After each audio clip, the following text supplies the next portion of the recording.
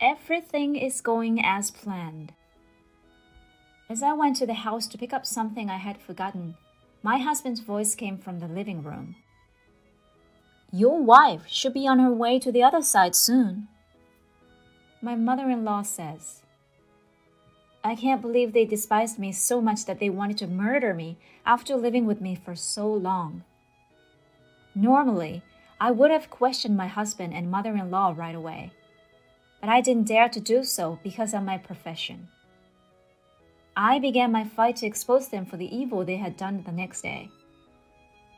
Kathy Smith is my name. Ryan, my husband, is 3 years older, and we married 3 years ago.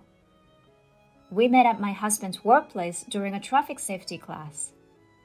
At the time, I was a police officer in the traffic division. It was my first traffic safety class, and I was nervous because I was not used to speaking in front of large groups of people. I was impressed by the way he talked to me to calm me down. We became good friends as it was, but despite being married for many years, we still did not have children. I wanted to have children as soon as we married, but Ryan wasn't so sure. Raising a child is expensive, so maybe after we have a little more money saved up. He says so, but since we both work, I'm sure he's not concerned about money. But every time we discuss children, he dismisses it. I am not alone in my concern about not having children. Heather, my mother-in-law, has always been concerned about our lack of children. She seemed to be looking forward to grandchildren at first, but after 3 years, she began to suspect that I didn't want children. You're not going to be young forever, so you better hurry, she said. If a woman does not bear her husband's children, she's no better than a housekeeper. It's not like I don't want to have a child. When I tell Ryan what my mother-in-law said to me, he becomes irritated. What exactly is it? Are you blaming me? I'm overworked and exhausted. If you truly desire a child, make an effort to make me feel that way. He would start saying that without fail, and he would pay close attention to my appearance. Anyway, his tastes don't suit me, and he prefers girls who dress younger. Furthermore, no matter how many times I tell him that I can't be too trendy because I don't know when I'll be called away for work, he doesn't get it. A wife who does not dress well is an unfit woman. You should think about it before complaining to me. I had no idea my husband, who had been so sweet to me before, had such terrible ideas, and I regretted marrying him. My department and work schedule changed 2 years into our marriage. It became increasingly difficult to time my husband's day off with mine, and we spent less and less time together. I knew it wasn't good for us, and even when we finally managed to schedule our time off work together, Ryan made plans with someone else. You're canceling again. You promised last week that we'd go to the movies today. Some girls at work invited me to go fishing yesterday. They said they couldn't put the bait on the hook because they were afraid. I apologize. It's part of my job. Despite his words of remorse, he has a grin on his face. As a result of my husband's selfishness, my much-anticipated plans were betrayed at every turn. I was in a bad mood and wanted to spend my day off at home. But then my mother-in-law would show up without an appointment at my house. Oh, Ryan isn't here? He went fishing. Some girls from work asked him to accompany her. I guess he'd rather play with other girls than be with you. I don't want to deal with my mother-in-law, who can say such things to me and act like she doesn't care. But I can't just leave her alone and go out. So my days off would end with her sarcastic remarks like this. You don't appear to be able to have children. You need to be more proactive. You're his wife, right? I'm doing my best as well, but it's about money, and Ryan isn't thrilled about it. Because of finances? So, How much money do you make now? I hesitated to tell her about private matters, even if she was my mother-in-law. When I told her a little less than my actual pay, she sneered, with a disappointed expression on her face. Oh my, it's surprisingly less than I thought. After all, I'm a civil servant. With such low wages, how can you want to have children? What on earth was she comparing them to? I wish she would not compare a wealthy individual to a civil servant. However, something about my mother-in-law's demeanor felt strange at the time. And the doubts I was experiencing at the time were only the beginning of the story that was to unfold. My mother-in-law began to openly bully me after that day. Her visits to my house have increased to the point where I see them half the week. When I got home from work one day, my mother-in-law entered the house using her own key and was cooking dinner. Oh my, you're a wife, but you prioritize work over family. It must be wonderful not to have children. Perhaps it was because of my sarcastic mother-in-law's meals, but I was always sick after eating. She would wake me up once when I was sleeping after a night shift. How long do you intend to stay in bed? You're not a good wife if you stay in bed until noon because of your job. This will make a man want to go out and find someone else. She then forced me to eat breakfast. As a result, I gradually discovered that nothing I ate tasted good, and in some cases tasted bitter. After more than a month of this, I was so tired from stress and lack of sleep that I had to go to the bathroom right after eating. When Ryan saw my tired face, he became annoyed rather than concerned. I'd feel down too if you made such a sour face at home. You have been slacking by delegating housework to my mother, so you should at the very least be sociable. She only visits when I'm too busy to do the housework, and she's always sarcastic. You're well aware of this, aren't you? Despite my warnings, he ignored me and continued to watch TV. He refused to listen to what I had to say. Instead, he kept laughing at the TV show, and my rage erupted. Ryan, you don't look at me when we talk anymore. You've started canceling plans with me even on holidays. Are you having an affair? That's a horrible accusation. My husband raised his voice in response to my words. I have a business matters. How can you say that without knowing how difficult it is? You only feel that way because you are the one who's cheating on me. He turned red and spoke in a firm tone. I was too stunned by the power of his words to respond. Furthermore, my husband took it out on the vase on the table, knocking it to the floor and sending shards flying at my feet. You don't have to go this far. That was the first time I had felt threatened by my husband.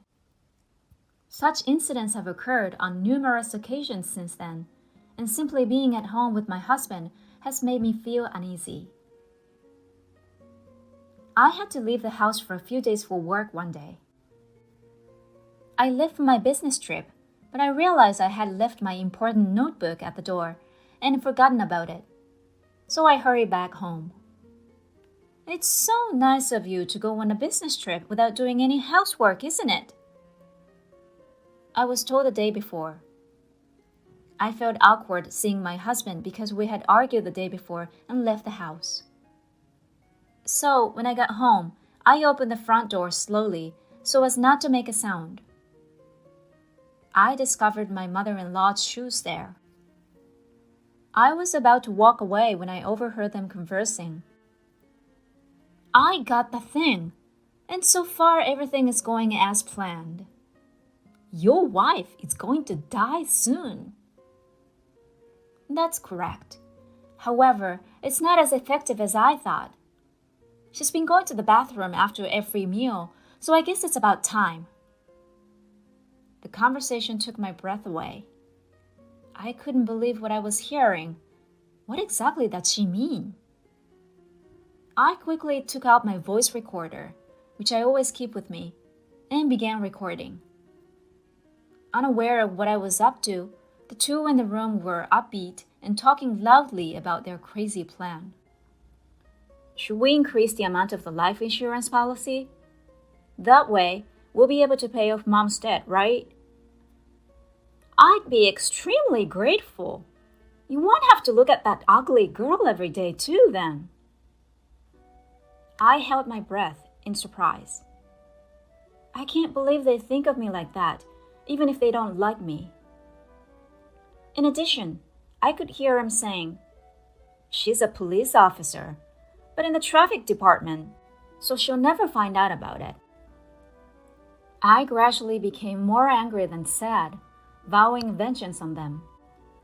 On my business trip, I kept thinking about how I could get back at my husband. A colleague who was with me was concerned about my glum expression, and when I complained to him, he gave me some unexpected information. He told me that a drunken man had caused a commotion at a club a while ago, and when he arrived, he discovered that the drunken man was Ryan. He said that he recognized my husband's face right away because he was at my wedding. "This is my girlfriend," he exclaimed. "I'll beat up anyone who tries to touch her." Ryan was so drunk, hugging the female workers and kicking the table. But he wasn't drunkenly saying this. He actually appeared to be in a relationship with her. I suspected he was cheating on me. Everything my husband had done up to that point made sense to me. I wasn't surprised as I was shocked, but I was motivated to conduct a thorough investigation into my husband's affairs as well. Watch out, I'm not going to let this go. A week later, my husband abruptly began speaking to me in the same friendly tone he used when we first began dating. I was expecting him to have a hidden agenda, but instead he handed me a document. "Kathy, you always give your all in your dangerous job as a police officer. I admire you as a husband, but I'm concerned about you." What a pleasant surprise. It was a life insurance application. I was convinced that he was considering carrying out the plan. Even so, I wanted to believe Ryan one more time. "Do you really believe that? Is it possible that someone will try to murder me? Would you be concerned if that happened?" I locked my gaze into his. "Please, I beg you to reconsider," I thought in my head, as he nodded at me with a big smile on his face. "Of course! So get moving. Please sign this application." Is the only thing he sees in his eyes now the insurance money he can get in exchange for my life? He was a scumbag to the core, but thanks to him, I felt confident in sanctioning him. In this world, you never know who's out to get you, do you? Yes, and yes! There have been so many upsetting incidents. Someone in your family, for example, has a stupid idea. Yeah. Like planning to get rid of a wife who causes problems because he wants to be with a younger woman. My husband's eyes began to swim as he became visibly upset. His debt-ridden mother tempted him to take out an expensive insurance policy on his wife and kill her. Wait a second. What the hell are you? In front of my husband, I play the voice recorder. When I play the voice recorder in front of my husband, his face distorted and became ugly as his mother-in-law's conversation and vulgar laughter began to flow out. Hey, what's up this recording? I happened to overhear it. Thank goodness I have a voice recorder. I wouldn't have it if I'd spent my entire life working in traffic. You work in the traffic division, though. I'm now in the criminal division. I also told you so. So, I guess you've been busy thinking about a woman since then, and you've been ignoring me. I slammed the photographs of the affair evidence that my husband had hidden in his room. These were the only ones I discovered while searching the house while my husband was away, and strong evidence. I don't know anything of these pictures. I don't even know who she is. Huh. I heard she works at a high-end club, the one you had a problem at. You're so cool. I heard you yelling, "She's my girl!" How much do you know about? Not sure. Concerned. He was now making excuses to his wife no matter what. My mother is to blame. When she discovered that I was dating another girl, she insisted that I marry her rather than you because of your low salary.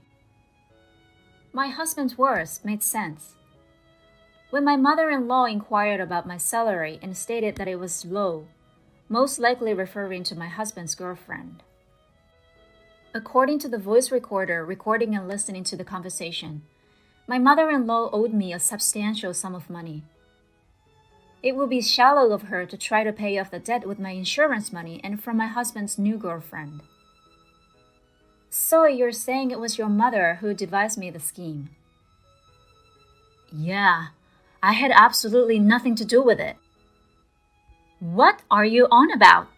It started with you cheating on her to begin with. It's disgusting to blame someone else for it.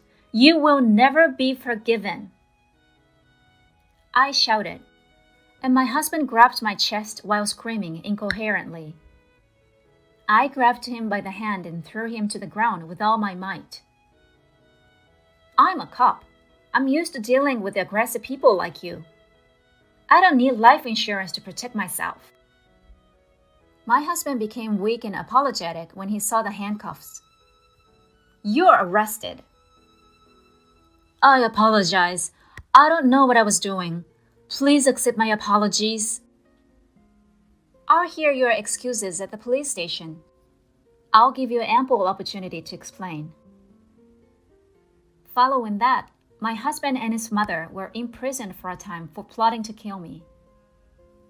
I filed for divorce and demanded $20,000 in alimony from both my husband and his girlfriend. They may be freed soon because it was an attempted murder, but I am sure they will be fired from their jobs. And they will have a difficult life with the alimony payments and paying off my mother-in-law's debts. On the other hand, for the first time in a long time, I'm enjoying living alone. I've been forced to live in a small space, so I decided to stretch out and spread my wings for a little while longer.